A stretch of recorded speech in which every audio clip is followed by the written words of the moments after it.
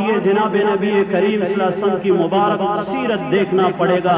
جناب نبی کریم صلی اللہ علیہ وسلم بازار عکاظ میں جا رہے ہیں، لوگوں کو دعوت دے رہے ہیں، ایھا الناس قولوا لا الہ الا اللہ تفلحون، لوگوں میں اللہ کا رسول بن کے آیا ہوں، اللہ نے مجھے مبعوث فرمایا ہے، کہہ دو کہ اللہ کے سوا کوئی معبود نہیں، کامیاب ہو جاؤ گے۔ لیکن خود ان کا چچا ابو لہب بازار کے اندر پتھر اٹھا کے جناب نبی کریم صلی اللہ علیہ وسلم جو ہی لوگوں کو اللہ کی طرف بلاتے ہیں وہ پتھر مارتے ہیں۔ میرے دوستو، حضور پیچھے بھی نہیں دیکھتے ہیں۔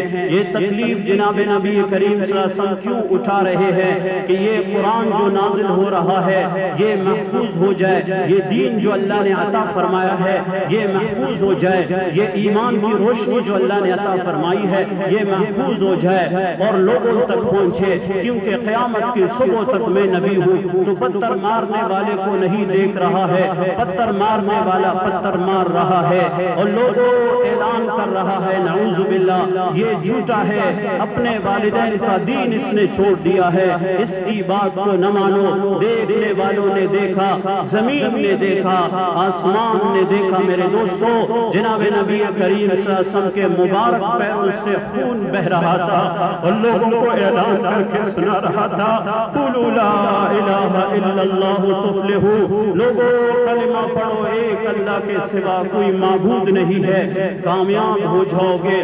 یہی نبی مکرم کھڑے ہیں بیت اللہ میں، ایک شخص آتے ہیں اور رسول کریم صلی اللہ علیہ وسلم کے مبارک گردن میں رومال ڈالتے ہیں، اتنے زور سے کھینچتے ہیں، دیکھنے والوں نے دیکھا، آسمان نے دیکھا، فرشتوں نے دیکھا، بیت اللہ کی سرزمین نے دیکھا، رسول کریم صلی اللہ علیہ وسلم کا سانس مبارک پھولنے لگا، آپ کی مبارک آنکھیں نکلی۔ حضرت ابو بکر صدیق دوڑتے ہوئے آیا، کہنے لگا اتقتلون رجلا ان یقول ربی اللہ، لوگوں تمہیں کیا ہو گیا؟ مکہ والو، یہ تمہارا خیر خواہ ہے، یہ یہی کہہ رہا ہے ایک اللہ کو مانو، اسے تم کیوں قتل کرنا چاہتے ہیں؟ لوگوں نے رسول کریم صلی اللہ علیہ وسلم کو چھوڑ دیا، حضرت ابو بکر صدیق کو مارنے لگے، ایسا مارا میرے دوستو ان کا چہرہ پہچاننے کے قابل بھی نہیں تھا، اس کے سر کے بال نکلے ہیں اور ان کا سانس بالکل بند ہوا اور زمین پہ گرا ہے۔ اس کے رشتہ داروں نے مردہ سمجھا کہ ابو بکر فوت ہو چکے ہیں، گرد گرد پہنچایا۔ رسول کریم صلی اللہ علیہ وسلم بھی تکلیف میں، ابو بکر صدیق بھی تکلیف میں۔ یہ کیوں تکلیف اٹھا رہے ہیں کہ قیامت کی صبح تک قرآن پہنچانا ہے، قیامت کی صبح تک دین پہنچانا ہے، قیامت کی صبح تک میں نے کلمہ پہنچانا ہے۔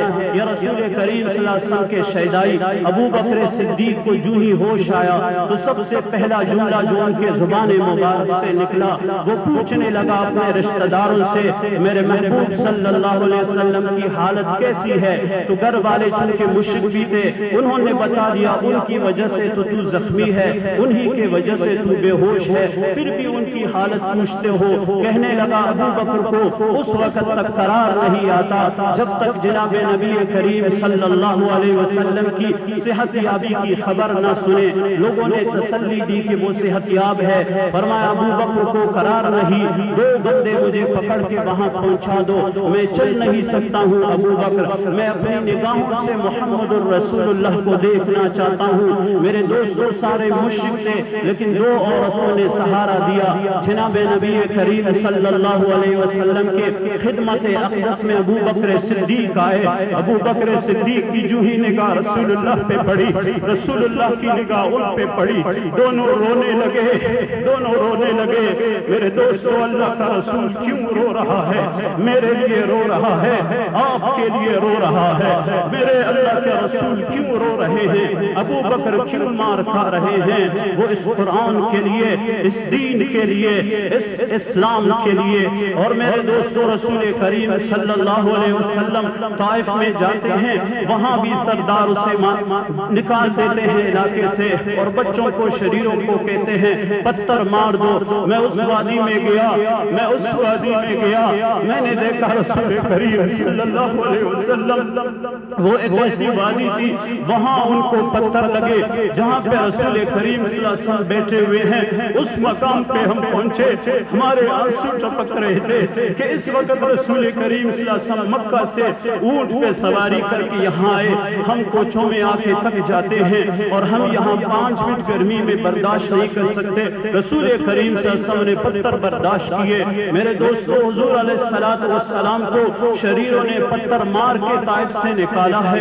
آپ کا مبارک خون, آپ کا مبارک لہو بہ گیا ہے, حتیٰ کہ آپ کو اتنی شدید تکلیف ہو گئی کہ جناب نبی کریم صلی اللہ علیہ وسلم پہ غشی طاری ہوئی اور پھر آپ کے مبارک چہرے انور پہ پانی چھٹکا دیا. اس کے بعد اس صحابی نے زور لگا کے آپ کے نالین مبارکین کو خون کی وجہ سے چپک گئے تھے, آپ کے پاؤں مبارک سے ہٹا دیا.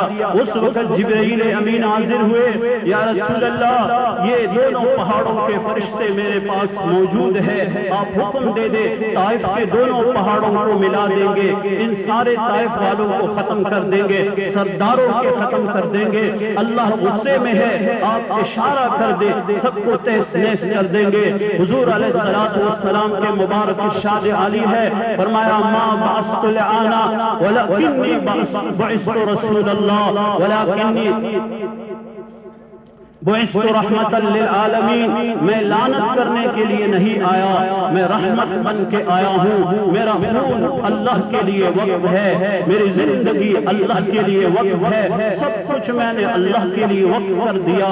محمد صلی اللہ علیہ وسلم کا خون بہ رہا ہے. میرے دوستو کیوں بہ رہا ہے؟ طائف کی وادی گواہ ہے, طائف کے پہاڑ گواہ ہے, وہ سب زمین گواہ ہے, آسمان گواہ ہے. سب سے عظیم پیغمبر جو اللہ فرما رہے لقد من اللہ علی المؤمنین اذ بعث فیہم رسولا, اس نبی کا خون بہ رہا ہے, طائف کے وادی میں بہ رہا ہے. کیوں بہ رہا ہے؟ مسلمان تیرے لیے بہ رہا ہے, اس قرآن کی حفاظت کے لیے خون نبی کا بہ رہا ہے کہ تو قرآن کا محافظ بنے گا, قرآن کا عالم بنے گا, قرآن پہ عمل کرے گا, زندگی بنائے گا, ہدایت پہ چلے گا, اللہ کی دین کی حفاظت پہ زندگی گزارتے ہوئے اپنی جان کو بھی وقف کرے گا, مال کو بھی وقف کرے گا, اولاد کو بھی وقف کرے گا. پھر دشمنوں نے یہ اعلان کیا, اللہ نے قرآن میں سنایا ہے وَإِذْ يَمْكُرُ بِكَ الَّذِينَ كَفَرُوا لِيُثْبِتُوكَ أَوْ يَقْتُلُوكَ أَوْ يُخْرِجُوكَ وَيَمْكُرُونَ وَيَمْكُرُ اللَّهُ وَاللَّهُ خَيْرُ الْمَاكِرِينَ. میرے دوستو دشمنوں نے کہا اس شخص کو قتل کر کے نعوذ باللہ ختم کر دیتے ہیں, یا ملک بدر کر دیتے ہیں, یا زندگی بھر اس کو قید میں ڈال دیتے ہیں تاکہ یہ لا الہ الا اللہ کی صدا بند ہو, یہ نازل ہونے والا قرآن بند ہو. پھر اللہ نے میرے محبوب کو پیغام دیا کہ میرے محبوب آج رات مکہ کے 100 جوان ننگی تلواریں لے کے تیرے دروازے پہ کھڑے ہیں, تجھے قتل کرنے کا منصوبہ ہے. سارے مشرکوں نے منصوبہ کیا ہے ان کو قتل کر کے ختم کر دیں گے, لیکن آپ کو میرے محبوب مکہ چھوڑنا ہے, ہجرت کرنا ہے, راتوں رات نکلنا ہے. میرے دوستو میرے اور آپ کے محبوب 100 ننگی تلواروں کے بیچ میں سارے مشرک کھڑے ہیں. محمد صلی اللہ علیہ وسلم کو ختم کرنے کے لیے یہ جوان ننگی تلواریں لے کے کیوں کھڑے ہیں؟ اس نبی کو ختم کرنا ہے, کلمہ کو ختم کرنا ہے, قرآن کو ختم کرنا ہے. اور دوسری طرف اللہ کے محبوب پیغمبر ہے, میں نے کلمہ پہنچانا ہے, میں نے دین پہنچانا ہے, میں نے قرآن اپنی امت کو پہنچانا ہے کہ قیامت کی صبح تک نبی میں ہوں, میں نے محنت کرنا ہے. تو راتوں رات میرے اور آپ کے محبوب وہاں سے نکلے ہیں, حضرت ابو بکر صدیق کو ساتھ لے کے نکلے ہیں. غار ثور کا مشہور واقعہ وہاں غار ثور میں پہنچے ہیں، اور دشمن جب صبح دیکھے کہ رسول کریم صلی اللہ علیہ وسلم نہیں ہے تو سارے دشمنوں نے اعلان کیا کہ جس نے پکڑا بہت بڑا انعام ملے گا۔ تو سارے مشرک پہل گئے مکہ مکرمہ میں کہ یہ رات کو کہاں نکلے ہیں۔ غار ثور تک بھی دشمن پہنچے۔ حضرت ابو بکر صدیق رضی اللہ تعالی عنہ نے فرمایا کہ میں نے دشمن کے پاؤں بھی دیکھے، رسول اللہ صلی اللہ علیہ وسلم بھی دیکھ رہا تھا، میں گھبرانے لگا۔ میں نے کہا یا رسول اللہ، میں ایک فرد ہوں، ایک امتی ہوں، یہ تو غار کے بالکل دہانے پہ پہنچ گئے ہیں، اگر مجھے قتل کریں گے ابو بکر کو پرواہ نہیں ہے، اگر خدا نخواستہ اس غار میں اس تنہائی میں محمد رسول اللہ کو قتل کریں گے تو امت کا کیا بنے گا۔ جناب نبی کریم صلی اللہ علیہ وسلم نے اعلان فرمایا، اللہ نے فرمایا قرآن سننے والوں، قرآن بھولنے والوں، دین کو پس پش ڈالنے والوں، یاد رکھو ثانی اثنین اذ ہما فی الغار اذ یقول لصاحبہ لا تحزن ان اللہ معنا فانزل اللہ سکینتہ علی رسولہ۔ فرمایا قرآن سننے والوں، اپنی نبی کی زندگی کے اوراق دیکھو، اپنی نبی کی زندگی پڑھ کے دیکھو، اپنی نبی کی زندگی سن کے دیکھو کہ آپ کے نبی غار میں ہے اور چاروں طرف کافروں پہ حملہ کر رہے ہیں، لیکن نبی نے اعلان فرمایا ابو بکر لا تحزن، غم نہ کر، ان اللہ معنا، اللہ ہمارے ساتھ ہے۔ ابو بکر جیسے اللہ میرے ساتھ ہے ویسے آپ کے ساتھ ہے، اور قیامت کی صبح تک اعلان ہے، یہ صرف غار ثور کا اعلان نہیں ہے۔ لا تحزن ان اللہ معنا، مومنوں قرآن کو سینے سے لگانے والوں، دین اسلام پہ زندگی گزارنے والوں، دین کے محافظوں، علماء و طلباء سارے سنو، تم دین پہ قربانی دیتے رہو، دین پہ عمل کرتے رہو، کوئی کچھ بھی نہیں کر سکتا ہے، اللہ تمہارے ساتھ ہے۔ پھر میرے محترم دوستو، وہاں دشمنوں سے بچ نکلے ہیں، 3 دن کے بعد وہاں سے جناب نبی کریم صلی اللہ علیہ وسلم نے مدینہ منورہ کا رخ کیا ہے۔ یہ سارا ماجرا، یہ واقعہ، یہ سیرت کیوں سنا رہا ہوں؟ دل پہ جو غبار کے پردے پڑے ہوئے ہیں وہ اٹھانا چاہتا ہوں، ایمان جو دھندلا ہو چکا ہے صاف کرنا چاہتا ہوں، رسول اللہ کو جو بھول گئے ہیں یاد دلانا چاہتا ہوں، قرآن کو تختوں میں رکھا ہے احساس دلانا چاہتا ہوں۔ آج ہم قرآن سے دور ہوتے جا رہے ہیں، آج اللہ کے دشمنوں سے ہم اثر لیتے جا رہے ہیں۔ کب تک زندہ رہیں گے اور کب تک اس طرح بغاوت کی زندگی ہم گزاریں گے؟